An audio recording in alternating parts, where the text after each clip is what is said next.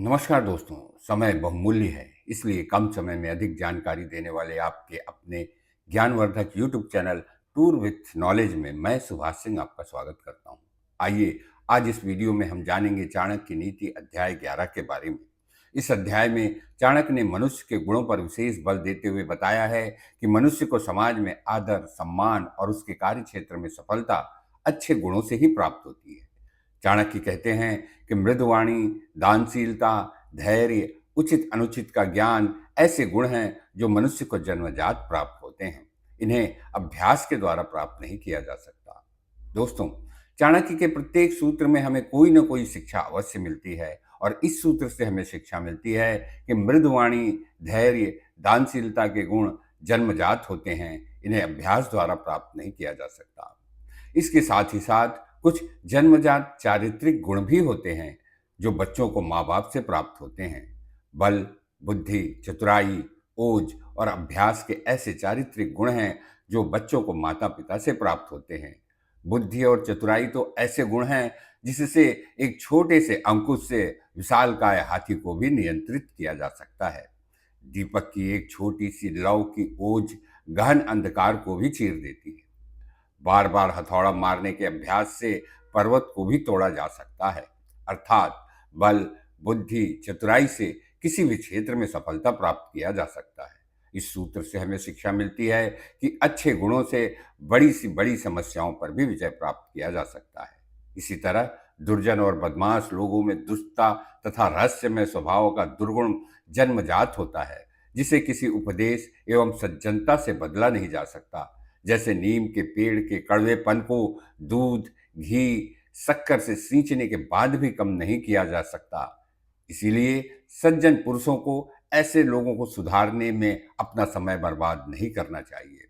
इस सूत्र से हमें शिक्षा मिलती है कि जन्मजात स्वभाव को बदला नहीं जा सकता। चाणक्य कहते हैं कि दुर्जन और मूर्ख व्यक्ति सज्जन एवं गुणी व्यक्तियों की निंदा एवं तिरस्कार करते हैं। जिस तरह मूर्ख व्यक्ति हीरे को पत्थर कहकर उसका तिरस्कार तथा विद्वान व्यक्ति की बुराई कर उसे अपमानित कर स्वयं को विजयी समझता है, किंतु इससे न हीरे का मूल्य कम होता है और न ही विद्वान की विद्वता। इस सूत्र से हमें शिक्षा मिलती है कि किसी की आलोचना से किसी के गुण में कोई कमी नहीं आती। चाणक्य शरीर की शुद्धता की तुलना मन की शुद्धता से करते हुए बताते हैं कि शरीर की शुद्धता की तुलना में मन की शुद्धता अधिक महत्वपूर्ण होती है।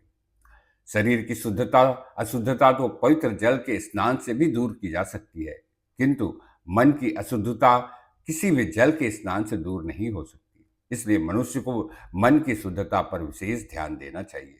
इस सूत्र से हमें शिक्षा मिलती है कि मनुष्य को बाहरी शुद्धता के बजाय मन की शुद्धता पर ध्यान देना चाहिए। वैसे तो मांस न खाना ही उचित है, किंतु यदि मांस खाया भी जाता है तो वह स्वयं द्वारा मारे गए पशु का ही खाना चाहिए। मांसाहारी मनुष्यों में कुछ दुर्गुण भी विकसित हो जाते हैं। जैसे मांस भक्षण करने वाले व्यक्तियों में दया, धर्म, परोपकार, धैर्य, संतोष जैसे गुण उसी तरह नष्ट हो जाते हैं जिस तरह लोभी व्यक्ति में सत्यवादी होने का गुण और व्याभिचारी व्यक्ति में पवित्रता का गुण नष्ट हो जाता है। इस सूत्र से हमें शिक्षा मिलती है कि मांस भक्षण से दया, धर्म, धैर्य जैसे गुण नष्ट हो जाते हैं। चाणक्य कहते हैं कि विद्यार्थी को ज्ञान प्राप्त करने में तभी सफलता मिलेगी जब उसमें काम, क्रोध, लोभ, मोह, अहंकार, स्वाद, श्रृंगार, अति निद्रा एवं अति सेवा जैसे अवगुण न हों। इस सूत्र से हमें शिक्षा मिलती है कि विद्या प्राप्ति का मार्ग कठोर तप का मार्ग है। चाणक्य ब्राह्मणों के बारे में बताते हुए कहते हैं कि ब्राह्मण वह व्यक्ति कहलाएगा जो जंगल में रहकर कंदमूल, फल, वनस्पति आदि खाकर जीवन यापन करता हो, प्राकृतिक रूप से उपलब्ध साधनों से संतुष्ट रहते हुए प्रतिदिन ईश्वर को स्मरण करता हो। ऐसा ब्राह्मण समाज में सम्माननीय होता है।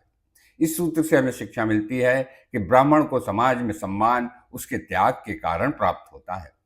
चाणक्य ब्राह्मण के गुण बताते हुए कहते हैं कि ब्राह्मण को दिन में केवल एक ही बार भोजन करते हुए अपना अधिकांश समय यज्ञ, हवन एवं वेदों के अध्ययन में व्यतीत करना चाहिए। साथ ही साथ यथाशक्ति दान देने और ग्रहण करने की इच्छा एवं परिवार में संतान प्राप्ति की इच्छा से समयानुसार सहवास करना चाहिए। यदि ये गुण उसमें नहीं तो वह ब्राह्मण कुल में जन्म लेने के बाद भी समाज में सम्मान प्राप्त करने के योग्य नहीं है। इस सूत्र से हमें शिक्षा मिलती है कि समाज में ब्राह्मणों को सम्मान कुल के नहीं बल्कि गुण के कारण प्राप्त होता है। चाणक्य कहते हैं कि दूसरे के अच्छे कार्य में बाधा डालने वाला, पाखंड करके लोगों को भ्रमित कर ठगने वाला, जिसके अत्याचारों से लोग पीड़ित हों, ऐसा क्रूर व्यक्ति चाहे ब्राह्मण कुल का ही क्यों ना हो, वह पशु के समान है। इस सूत्र से हमें शिक्षा मिलती है कि मनुष्य के कर्म के आधार पर उसके वर्ण का निर्धारण होता है।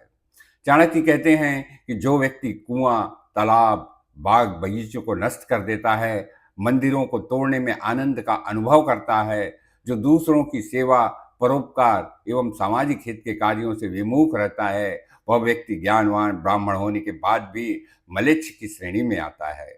इस सूत्र से हमें शिक्षा मिलती है कि मनुष्य अपने कर्मों से ही अपनी पहचान बनाता है। चाणक्य कहते हैं कि जो व्यक्ति अपने गुरु के धन की चोरी करता हो, जो पर स्त्री पर कुदृष्टि रखता हो, जो किसी से भी मांग कर खाने में कोई संकोच नहीं करता, ऐसा व्यक्ति ब्राह्मण कुल में उत्पन्न होने के बावजूद तिरस्कार का पात्र होता है एवं चंडाल की श्रेणी में आता है। इस सूत्र से हमें शिक्षा मिलती है कि मनुष्य के दुर्गुण उसके कुल खानदान को भी समाप्त कर देते हैं। चाणक्य कहते हैं कि वेद में बताए गए चारों वर्ण उनके कर्मों के आधार पर है, न कि उनके कुल के आधार पर। जिस तरह यदि कोई व्यक्ति पशुपालन, खेतीबाड़ी तथा व्यापार आदि का कार्य करता है तो वह वैश्य वर्ण में आएगा, किंतु यदि वही व्यक्ति राज्य की सेना में सम्मिलित होकर सैनिक का कार्य करता है तो वह क्षत्रिय वर्ण का कहलाएगा। इस सूत्र से हमें शिक्षा मिलती है कि वेदों में वर्ण व्यवस्था कर्म के आधार पर है, न कि जन्म के आधार पर। चाणक्य कहते हैं कि अपना धर्म छोड़कर दूसरे के धर्म को अपनाने वाला व्यक्ति उसी तरह नष्ट हो जाता है जिस तरह अपने राजधर्म को न निभाने वाला राजा और उसका राज्य नष्ट हो जाता है। इसलिए अपने धर्म और रिश्तेदारों के साथ कभी नहीं छोड़ना चाहिए। इस सूत्र से हमें शिक्षा मिलती है कि अपने धर्म और धर्मावलंबियों का साथ कभी नहीं छोड़ना चाहिए। चाणक्य धर्म के बारे में बताते हुए कहते हैं कि कलयुग का समापन प्रलय से होगा और प्रलय से 10,000 वर्ष पहले भगवान पृथ्वी का त्याग कर देंगे।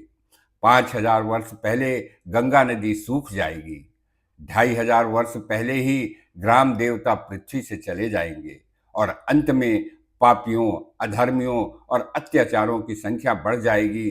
तब संपूर्ण पृथ्वी जलमग्न होकर समाप्त हो जाएगी। इस सूत्र से हमें शिक्षा मिलती है कि अधर्म, पाप का अंत विनाश से होगा। दोस्तों, मैंने प्रयास किया है कि चाणक्य नीति की मुख्य बातों को आपके समक्ष रखूं, जिसका लाभ आप अपने जीवन में ले सकें। उम्मीद है वीडियो आपको अच्छा लगा होगा। यदि वीडियो अच्छा लगा तो इसे लाइक और शेयर अवश्य करिएगा और साथ ही साथ सब्सक्राइब भी करिएगा। धन्यवाद।